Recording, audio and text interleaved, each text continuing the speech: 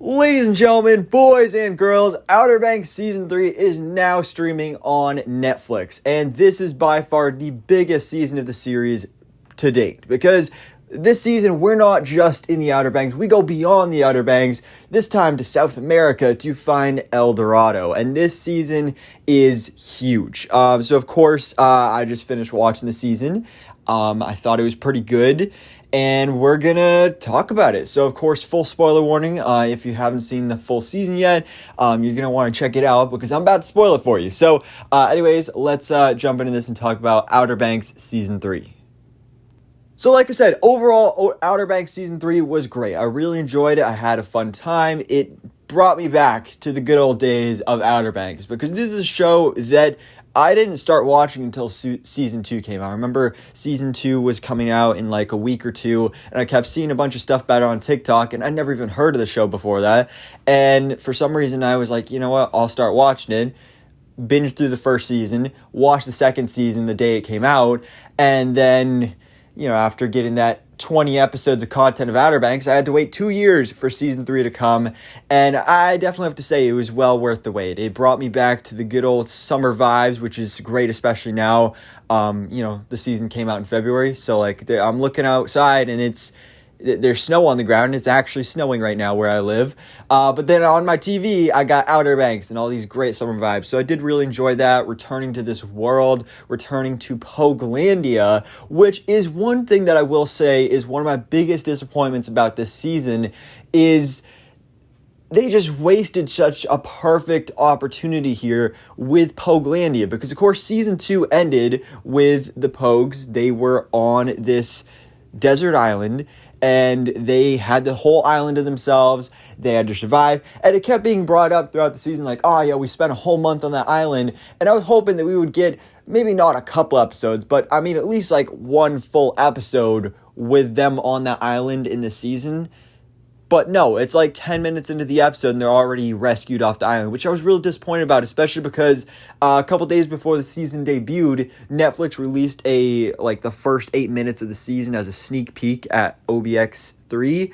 And I watched that, and what I saw in that was great. I absolutely loved that. But then I went to watch the show expecting to see more of the island life, and then that's pretty much it. Pretty much everything I saw in that sneak peek days before was what we got from the island life, which was really disappointing because that was one of my biggest excitements for Season 3, was just because I just think that's such a cool idea, having just this group of friends just stranded on this island together. I like Survivor. Survivor's a really cool show, and I've always imagined like just how cool that would be, like especially as teenagers, like no adults, just your friends, boyfriends and girlfriends together. Like that would just be awesome. No rules, nothing. I mean, sure, the actual survival part would be not the greatest, but other than that, it would have been awesome. And they kept talking about it, but they just didn't show too much of it. I do enjoy that montage at the beginning, seeing the different relationships start to blossom and form throughout here, but I just feel like it was such a wasted opportunity that it could have been expanded on so much more.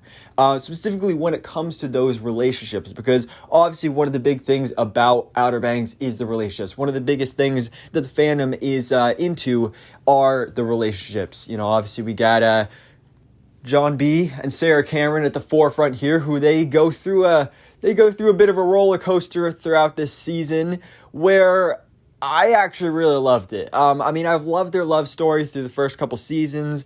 They got married, which is something I completely forgot about. I really should have rewatched the first couple seasons before I went into Season 3. But so they're married, they're happy and living life together and all this stuff. But then when John B's father comes back into the picture, he starts lying to her. That's not great. So when she's all alone, she gets taken in by Topper. And at first I was like, you know what?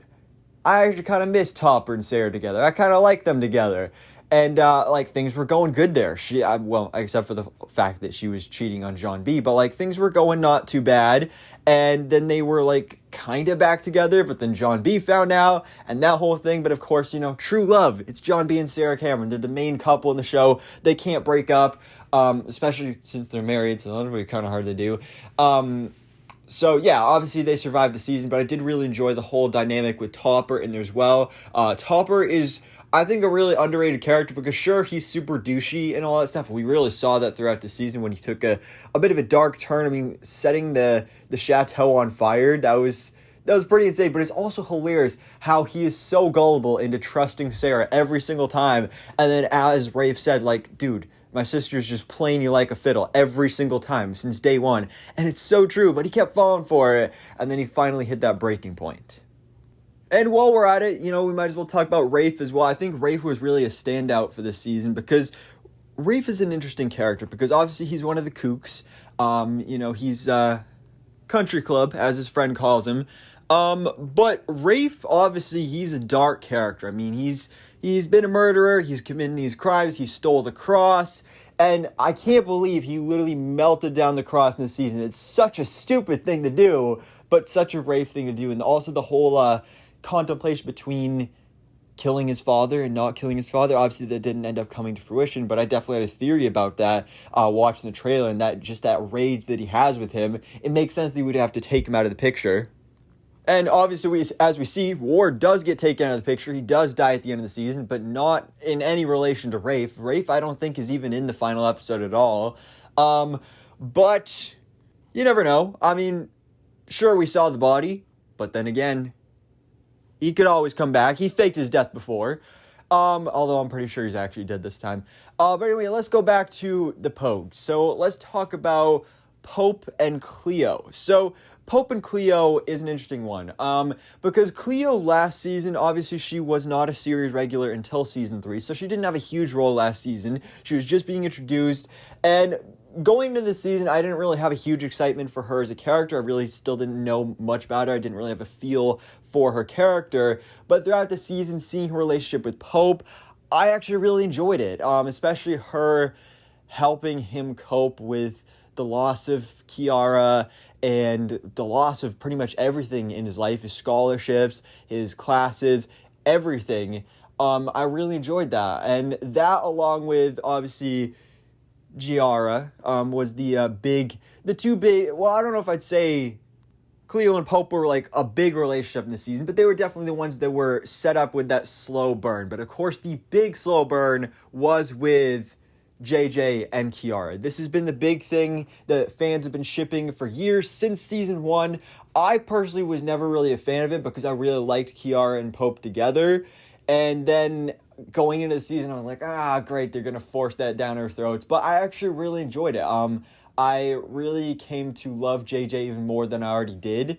And if you guys are a fan of my other channel, The Marvel Life, then you know he is my number one fan cast to play Johnny Storm, aka the Human Torch, in the MCU's Fantastic Four. Rudy Ponkow, great actor. I'd love to see him there. But his relationship with Kiara, I really love how they drew that out. How at first it was a struggle between, like, they know they like each other, but JJ is like, no, we can't do this. It's not right. It's not going to work out. Especially the whole dynamic with her parents, which, oh my God, I hate her parents. Just sending her to that Kitty Hawk mental institution wilderness thing, that place was insane.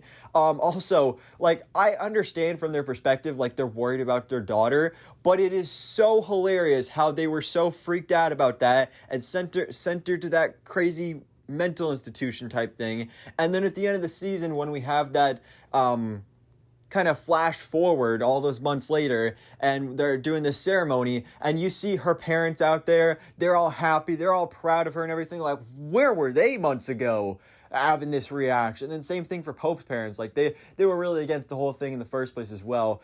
Which also brings me to kind of the whole, when they decided to go to South America, I think it's hilarious the fact that they still went to go to their parents to, like, ask for permission, like, hey, Mom, Dad, we're going to go to South America. Like, how did they ever get away with that? So that was pretty cool. But as for the big storyline this season, obviously we are going to El Dorado, and that ties into the big return of Big John Rutledge. So I really enjoyed that, seeing that relationship between John B. and his father now being alive, back in his life. And Big John, gotta say, I'm not a fan of his character. He's kind of a jerk. It is really messed up how he cares more about the treasure than he does his son, especially since his whole obsession with the treasure originated from him just wanting to be closer with his son and just wanting to spend more time with him, but then he just became so obsessed with it that it just completely took over. So in the end, when Big John died, I really didn't care too much because, like, I feel bad for John B., but at the same time, he really kind of treated his son really terribly, especially Sarah. He treated Sarah so badly. In the end, he came around a bit, and it was nice that, like, the last thing he did in his life was he finally got to experience El Dorado, even though he didn't get to actually go down there himself. But still, I think that was pretty cool.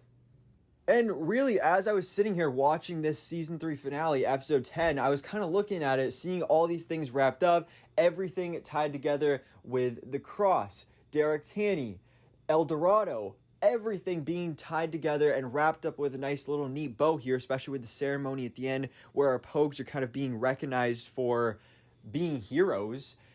It almost felt like a series finale. Like, this totally would have worked as a series finale, and I totally could have seen that, but of course, because the show is so popular, it's not going to be. It's already been renewed for season 4, and we get that bit of setup at the end. But honestly, if they didn't have this ending, it would have been the perfect series finale. But we are getting a season 4, and it is set up that our Pogues, they're setting off on a brand new mystery, the mystery of Blackbeard the Pirate, which I think... Another thing that was kind of funny is how this guy just walks up to them and he's like, "So, I got a case for you. And you guys were the first ones on my list." These kids are literally turning into the Scooby-Doo crew. It actually takes me back to the series finale of Scooby-Doo Mystery Incorporated where, like, oh, the day is saved, and then all of a sudden they set off on a new journey, a new mystery they're going to solve, and then that's where the series ends. So, yeah, they got a new mystery. We're going to do some Blackbeard pirating in season 4, which I think is definitely really exciting. I think that's pretty cool, but again, I feel like this would have been the perfect ending, and they are kind of dragging it out a bit. I mean, a lot of this season, it definitely rehashed some storylines and story beats and plot points that we had seen in previous seasons, but I didn't mind it too much. I definitely think from the 3 seasons, this would be at the bottom. I still really enjoyed it, still had a lot of fun, but just those first 2 seasons are just so high up there for me that this one just didn't quite do it. But definitely the strong points for me were like episode 3, 5 I think was my favorite, 7, 8, and 9 was good, 10, yeah. So anyway, guys, Outer Banks Season 3, it's now on Netflix. I really enjoyed it. I cannot wait for Season 4. Hopefully we won't have to have as long of a wait as we did for between Season 2 and 3, a whole 2-year wait, so hopefully it won't be as long. But anyways, guys, let me know your thoughts in the comments below. What did you think about Outer Banks Season 3 on Netflix? Let me know all your thoughts, theories, and predictions for Season 4 in the comments below as well. And thanks so much for watching. Please drop a like if you enjoyed this video and hit the subscribe button so I keep it up to date on everything that goes on in the movie life.